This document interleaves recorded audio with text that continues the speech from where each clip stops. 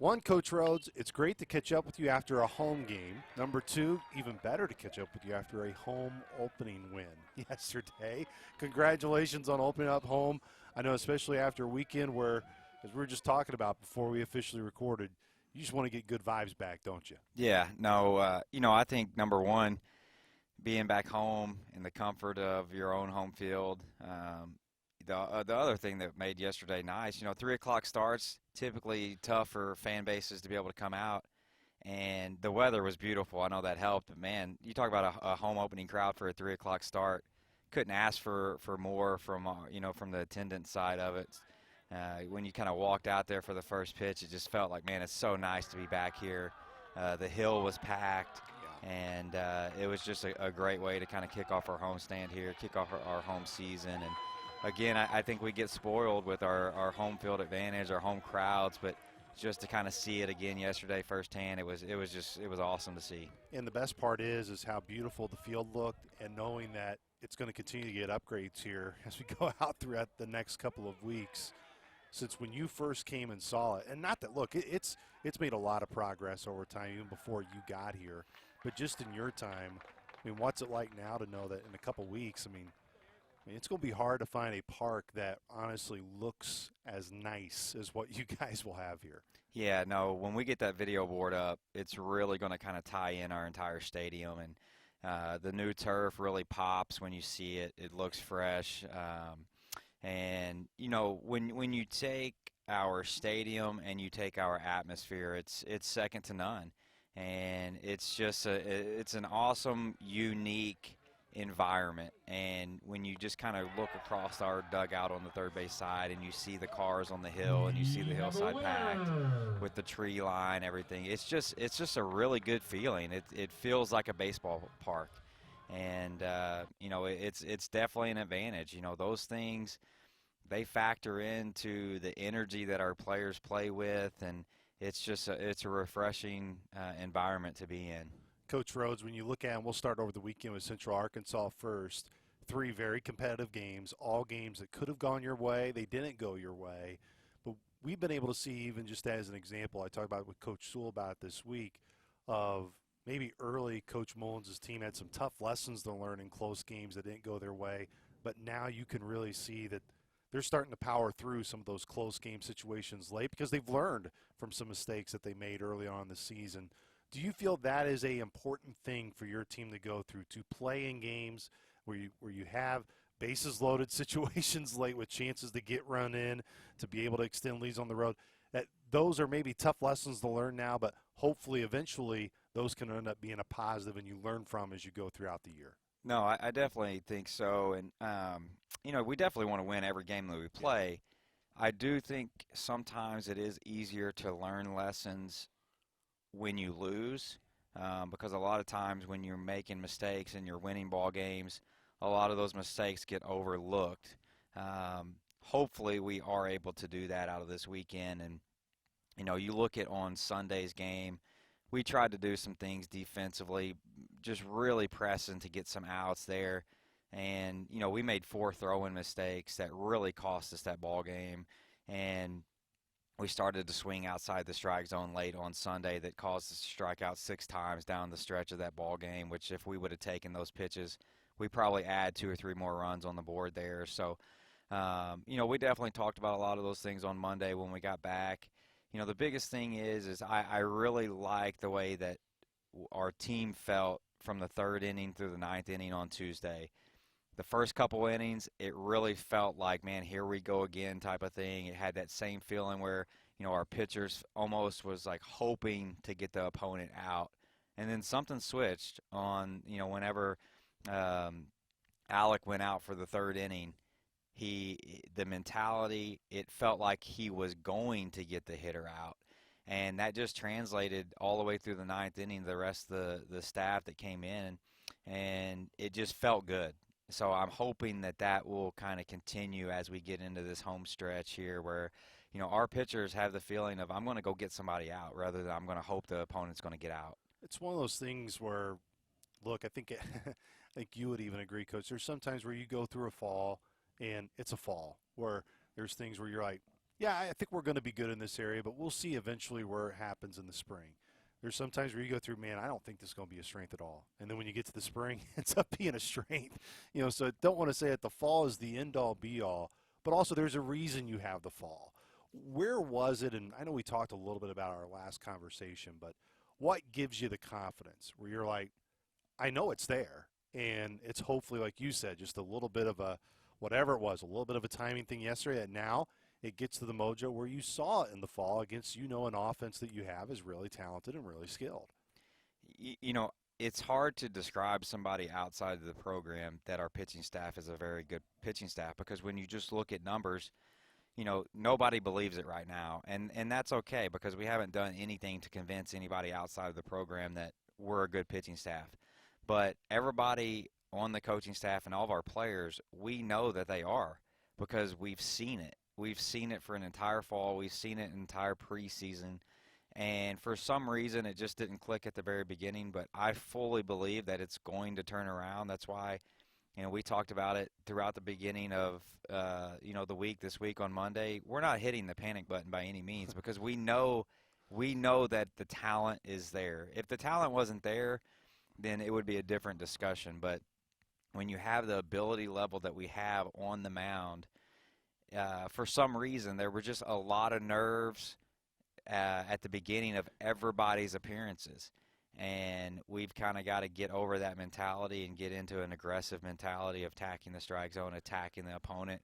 And I truly believe that throughout the rest of the season, we're going to get it going on the mound. And the numbers might look ugly for a while because they're so bad right now that it's going to take us a while to get those numbers where we want them to be. But at the end of the day, it's about wins and losses.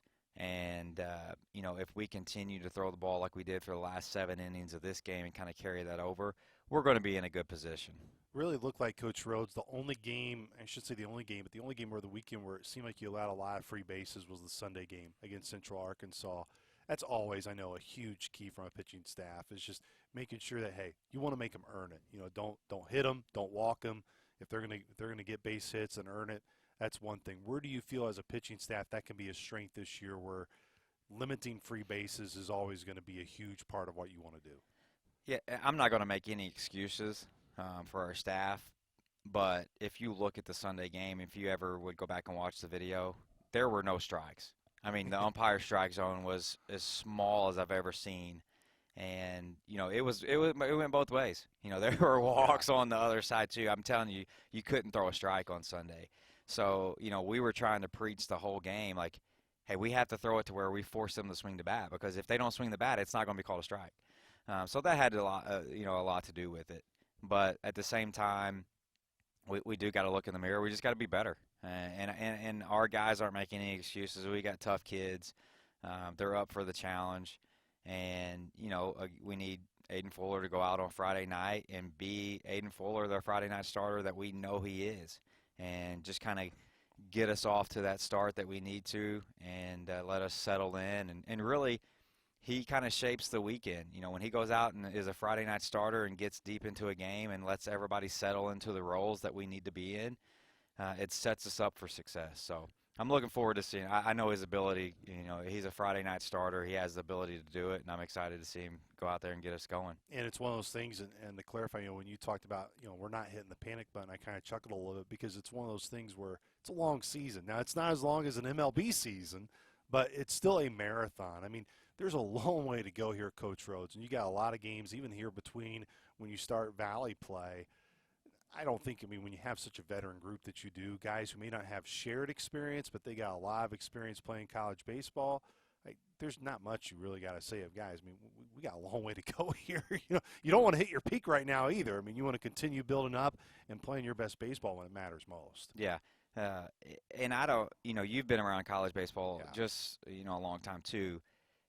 Very rarely do the roles that you start the season with end up being what they are in the middle and then at the end of the season.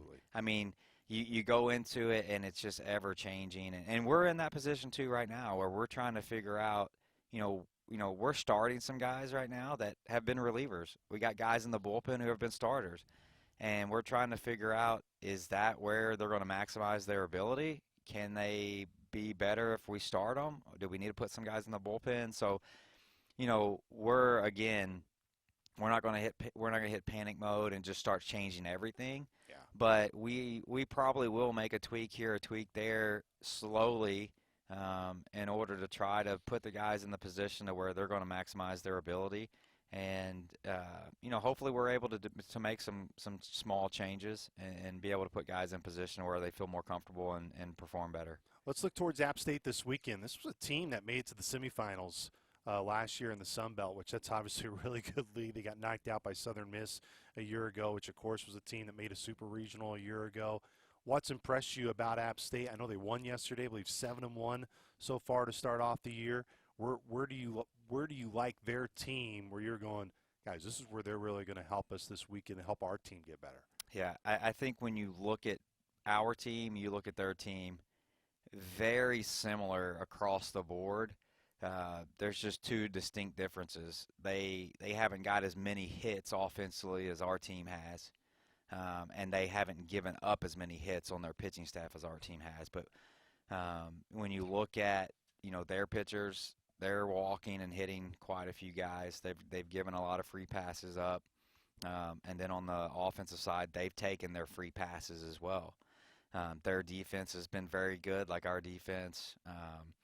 I think when you look at them, man, they're a tough matchup because they got a lot of velocity. I mean, the guy that we're going to face on Friday night is 96 to 100.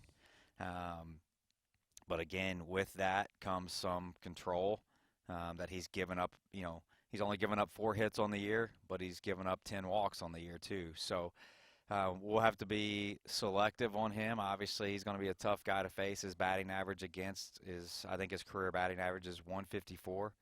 So he's not a tough or not an easy guy to get hits off of. But we're going to face some velocity throughout the weekend. I mean, that's kind of what their pitching staff is made of. And so we'll have to it'll be a tough weekend, man. They're coming in with a lot of confidence. I know that they believe that this is one of the best teams that they've had in a long time. Yeah. And, we're going to have to play good. The good thing is we need competition like this. We need it. And, I know the group of guys that we have, I think, are going to step up to that competition. So I'm excited for the weekend. It's going to be a good test for us, across the board, whether it's on the mound facing their hitters or us facing their pitchers. It's going to be tough. Coach, one of the areas I always think is fun to really look at with any team, whether it's Coach Hill and his staff, Coach Mullins and his staff, of how they get their team prepared for a game. And what always amazes me is what's at your hands in terms of just trying to figure out an opponent, whether from a baseball perspective, it's spray charts, it's figuring out where guys like to spray the ball, whatever the case may be. For you, what do you find most helpful for your guys of setting your team up for most success, whether it's how you shift your defense, whether it's how you attack certain players? Like, what about the process of getting ready for an opponent do you really try to hammer into your guys outside of just worrying about yourselves? Yeah, I mean, I think, today, Wednesday, prior to going into the weekend, I mean, that's what we're doing as a staff. We're breaking down all those things, whether it's, batting average against left-handed hitters, batting average against right-hand hitters. We're looking at all their starters. Okay, who do they struggle against the most? The good thing is we have lineups that we can combat that. We have good mix of left-hand hitters, right-hand hitters, being able to put as many of those type of hitters in the lineup against the opposing guy that struggles with that side. Also, looking at the numbers, the walk numbers, the hit by pitch numbers, the hits given up numbers, what kind of baseball are we going to need to play? We're going to need a bunt. We're going to need to steal some bags. Really breaking down all the video of, their times of the plate, things like that on their side of it. And then on the pitching side, we're breaking down every hitter that they have. What do they do well? What do they hit? What do they swing and miss on? Putting that game plan together. And then, a lot of it too, looking into their team aspects of it. Are they a small ball team? What do they like to do on the bases? I mean, it's just very similar to basketball and football. College baseball now has all that video that we didn't have probably 5 years ago. And so we go into a weekend, we know exactly what the opponent is going to do to us. It just comes down to which team's going to execute better because they're going to know what we're going to do to them too, and it really comes down to how you perform. You very typically get caught off guard in college baseball anymore with teams doing something that you didn't expect them to do because the video is so extensive now that everybody knows what's going to happen. Coach Rhodes, it's going to be a really good weekend, it looks like, weather-wise. I mean, we have women's basketball at home Thursday. We have you guys Friday and Saturday, and then men's basketball on Sunday, which your game on Sunday will start, I think, an hour before the men's basketball game starts, so people can start off to see your group on Sunday and then make their way to Banterra if they want or finish out at baseball. But just talk about when you have a weekend like this where there's so much action on campus where you guys can be a part of that crossover between basketball into the spring, and it really just intertwines where it seems like this is a weekend where every program in a way can play off of each other. Yeah, no, I mean there's a lot of important games going on right now. Yes. Our games are important. The basketball games are in the stretch run here where it's very important, and really we just want to feed off that energy with each other. And with the weather that we have this weekend, we wanted to back the start up to 6 p.m. on Friday, just to try to allow people to come out to the park and see us play. Saturday's weather is going to be good. Hopefully we have a great afternoon crowd on Saturday. And I would love for as many people that are going to that basketball game on Sunday. Yeah. I understand it. You're going to go over there and watch their men's play, a huge game, but come on over to catch a few innings of ours at the beginning, and then head on over to the basketball game. But yeah, it's a big weekend, man. Hopefully a lot of, last time we had a lot of games on the weekend, there were a lot of dog wins. So hopefully we get a bunch more this weekend. Absolutely. It would be great. All of the games, too, by the way, this weekend for Saluki Baseball, we will have a audio stream for all of those games. So Friday, Saturday, Sunday, you can listen to the games on the Varsity Network app, which Coach Rhodes will join all of our broadcasters this weekend after the game, recapping those games against Appalachian State. Coach, let's get you back to work. You said this is a big study day for you, so I'm going to let you get back to it. Thanks so much for the time. Appreciate you having me.